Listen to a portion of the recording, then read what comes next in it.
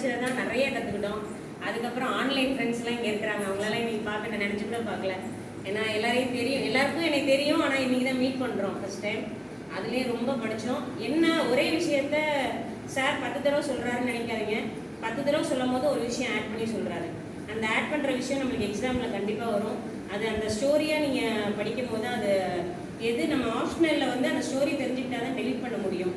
அந்த மாதிரி தான் இருந்தது. அதே மாதிரி நிறைய படித்தோம். புக்ஸு 6th to 10th ஒரு 10 தடவை ரிவைஸ் பண்ணியிருப்போம், ஃபுல் ஸ்டாப் கூட இல்லாமல்.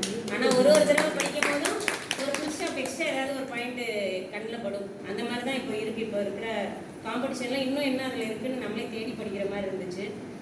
அதே மாதிரி மெயின்ஸ்க்கு சொல்லணுன்னா, மெயின்ஸ்க்கு சிலபஸ் கிடச்சாலும் அந்த பாயிண்ட்ஸில் இன்னொருத்தவங்க எழுதுறத விட எக்ஸ்ட்ரா என்ன எழுத முடியும் அப்படின்னு சர்ச் பண்ணி அப்படி தான் ப்ரிப்பேர் பண்ணி எழுதினேன். சார்கிட்ட அடிக்கடி சொல்லிகிட்டே இருப்பேன், கிடைக்குமான்னு தெரியல. நாங்களாம் ரொம்ப வருஷமாக படிக்கிறோம். நாங்கள் செட்டாக போகணுன்னு ஆசைப்பட்டது. இப்போ நான் மட்டும் போகும்போது எனக்கு அந்த சந்தோஷத்தோட கொஞ்சம் வருத்தமும் இருந்துச்சு. அடுத்து விஏஓவில் முதல் 3 நாளே என் ஃப்ரெண்ட்ஸ்லாம் வருவாங்கன்னு நினச்சிட்டு இருக்கேன். அதுவும் நடக்கும்னு நினைக்கிறேன். என் ஃப்ரெண்ட்ஸ் எல்லாருமே இங்கே இருக்காங்க. அவங்க எல்லாருமே கண்டிப்பாக முதல் 3 நாள் வந்துடுவாங்க.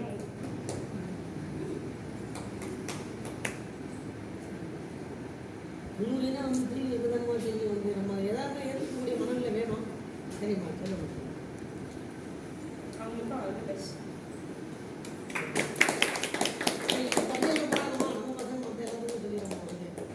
எல்லாருக்கும் ஆல் தி பெஸ்ட். நல்லா படிங்க.